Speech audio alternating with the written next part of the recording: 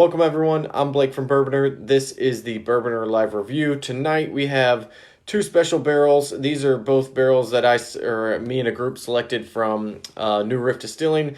If you're not familiar with New Riff, yeah, they're out of Covington, Kentucky, and one of the up-and-coming distilleries that really a lot of people are talking about. Their private barrels get a lot of attention, and so these, I started doing these almost a little over a year ago now. And whenever I first went to the distillery and told them we were interested in two barrels, it was like, oh my word, yes, come on in, whatever you want. That's great that you want to. And now it's like, hey, actually, we have to allocate our barrels. But no, the people at New Riff are great to work with and are producing some great bourbon. So, you're always excited to see distilleries that kind of catch on like that. So, wanted to kind of talk about these barrels a little bit. I'll go ahead and pour the first one. So the first barrel we selected, it's barrel 154837, and it's the Seelbach Round 3 or Part 3 barrel pick. It was distilled on September 1st, 2015, and bottled bottled October 1st, 2019. So it was just 4 years and 1 month old. So it's if you're not familiar with New Riff, so they have a master distiller. They also brought in Larry Ebersol, who is the old Seagram's MGP, kind of a legendary master distiller, to consult with him. And they use a high rye bourbon. So it is 65% corn, 30% rye, and 5% barley. So think high rye Four Roses, high rye MGP mash bill, mainly the MGP mash bill, but they're all kind of coming out of that old time Seagram's distillery. So it's really interesting because how New Riff does their picks is you get there, they have a bunch of barrels lined up, they hand you a sheet of paper, you tell them which barrels you want to try based on tasting notes, and then usually every time I've been there, have them pour it blind, you start tasting. So I'll jump straight into this first barrel. So if you're interested in this barrel, it is going on sale tomorrow at noon on Seelbach. So if you're not a part of the email list, I put the link in this review as well. So noon Eastern time tomorrow. These barrels tend to sell out really fast. That's why I decided to release it all at once instead of just sending out an email. I want to give people at least a heads up because people aren't always watching their email. But if you're interested in a barrel, tomorrow at noon. So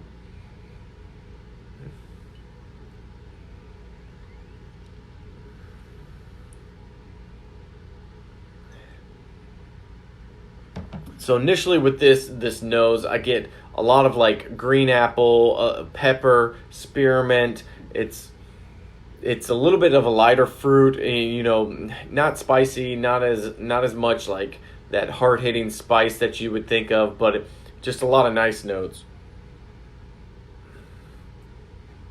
A lot of mintiness.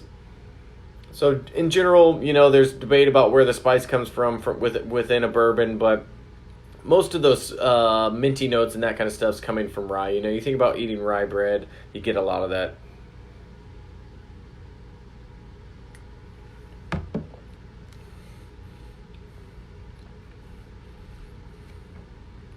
Yeah. So this is actually my first time tasting it in the bottle. So tasted the samples at the distillery. They let you take some home, but it's exactly what I remember. It's a crisp apple. It's a little bit of oakiness, but there's like a nice syrupy sweetness to it as well. Good caramel balance. Really just all the way through. And what I mean by balance is, hey, I'm not getting too much of one thing. So there's some sweetness. It's backed up by a little bit of spice. There's enough heat. Let's see, this is 110.5 proof. So you get some of that heat going down, but it doesn't just blow your mouth out and your palate out just as soon as you taste it. So and there's a lot of times where I see people's tasting notes and I don't necessarily agree with them all that much. Everybody tastes what they taste, and that's kind of personal preference, but these were pretty spot on, and what we ended up using were some of their notes. but there's almost like a fresh ginger note on there.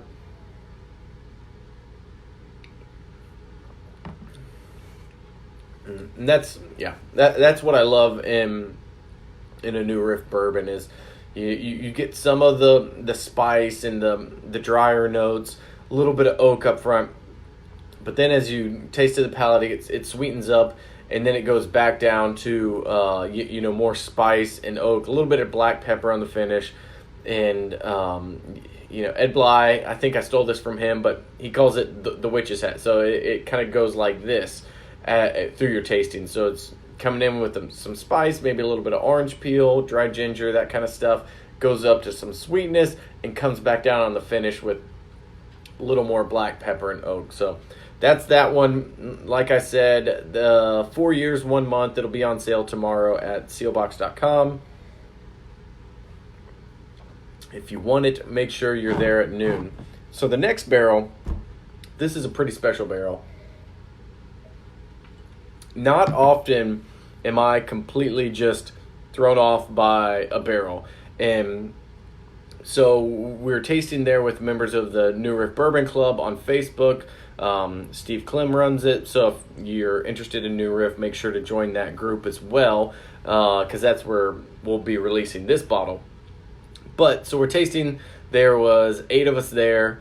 We had 8 barrels. Just basically said, everyone pick your favorite barrel, and we'll taste a barrel, or we'll put them all together blind and start whittling it down from there. So this one, I mean, I got to the nose and I thought, what is this? It was just like super funky.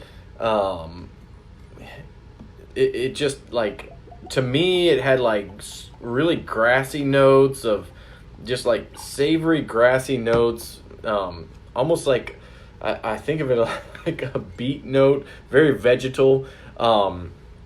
I guarantee you could put this in a blind lineup, and by smelling alone, you'll pick it out of a group of 100 every single time. Jordan from Breaking Bourbon was on there with us, and he told me, he's like, that was by far the funkiest barrel I've ever tasted, and I love it. So it was very divisive? Yeah, divisive, not decisive. It was very divisive, at least for me it was, because at first I was like, I think that's terrible. I don't like it. And then, like, okay, let's let it go to the next round. And then I started tasting it blind. I'm like, I know that's that barrel, but it's kind of growing on me some. So it's interesting to see how that, you just, a barrel can kind of grow on you as you taste it, outside of so many other bourbons, because you're tasting so much stuff that tastes very similar. So yes, there's going to be vanilla, there's going to be caramel, there's going to be some fruit notes, but this just like popped out. So yeah, I mean, still just very vegetal, very savory, a lot of leather notes. And so this was kind of that's the joys of doing it on the phone. But this was the part that is so interesting to me. So these barrels, they were distilled 2 weeks apart. So this second barrel, which is for the New Riff Bourbon Club on Facebook, it was distilled, August 13th, 2015. So 2 weeks before the other barrel we tasted.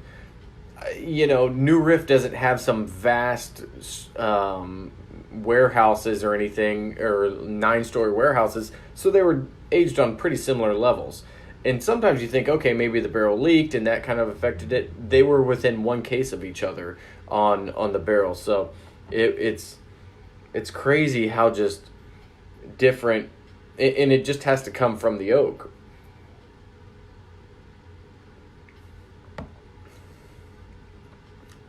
So then, up front on the nose, it's like, just pepper, spice, leather, just very vegetal, grassy notes, very savory.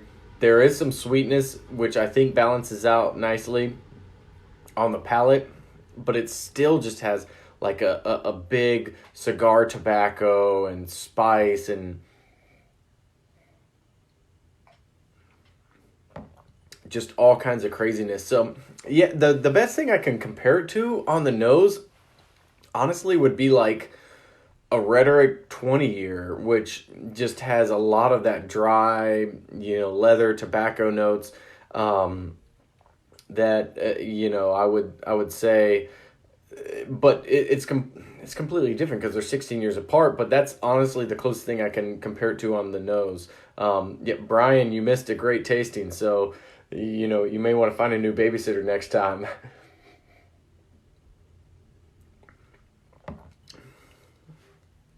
Yeah, there's a little bit of a honey note comes out, but it really just fades away to like more of a savory, almost like I think of like the dry Italian seasoning that you have in your kitchen cabinet that you use like once a year when you make spaghetti sauce from scratch. That's kind of what it tastes like to me on the finish. But yeah, so that is that barrel, and it's crazy to me how different and how much variation that New Riff putting out right now. Really interesting. Check them out if you haven't got a chance.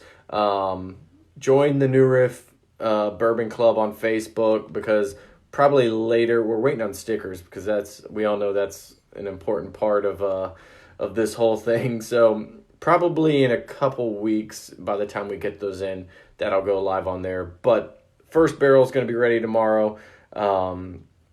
Yeah, no marzipan in either of these, unfortunately. Well, maybe fortunately, I don't know. It depends on your taste palette. But so that's it for tonight. So thank you, everyone, for watching this and joining in on the chats. If you have any questions, feel free to go shoot them out, or go put them in the comment section. I will get in there and answer as much as I can. But I'll just go ahead and end this video here. So thanks for joining me. All right. Just wanted to give myself a good stop. But yeah, if you have any other questions, John Lawrence says, yeah, so it's not oaky. It's just I'm just going to sample a ton of these bottles out. Actually, we'll do this. I'll send a free bottle to somebody of this in the comments. What could we do? Did I already say who is the... Well, I already said who the consulting master distiller of New Riff is. Okay. So we talked about Larry Ebersol, was the consulting master distiller of New Riff. Well, I don't know if that's 100% true. I was going to say, what mash bill is he fairly well known for? I'll leave it at that.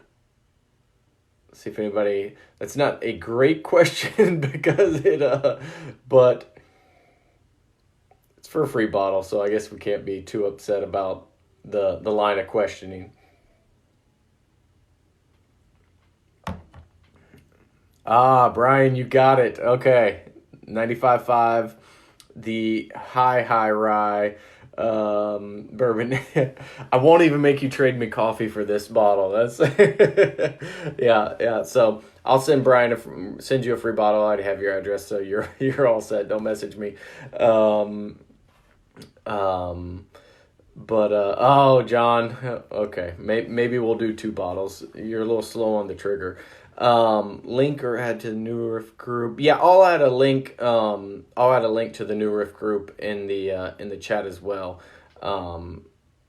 That way people can be ready for that. But yeah, it is just really interesting how much different these barrels are. Has anybody else experienced that on barrel tastings where you kind of you're tasting through some things and then it's like, where did this one come from? I was gonna, yeah.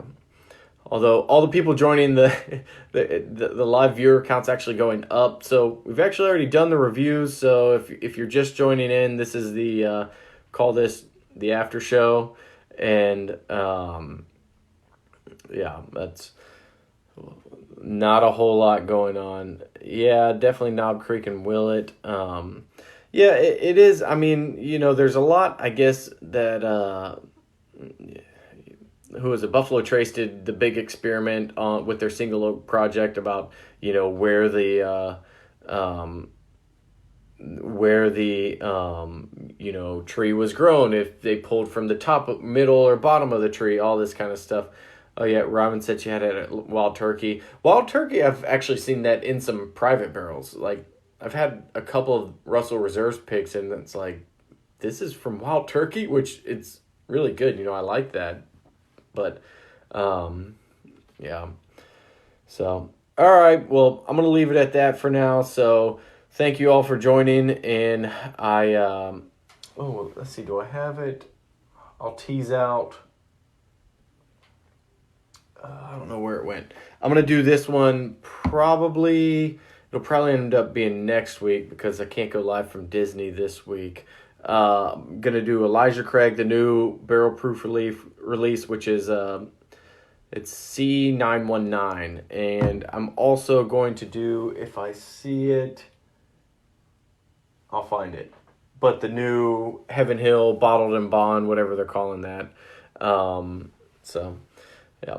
All right. Good night, everyone. Thank you.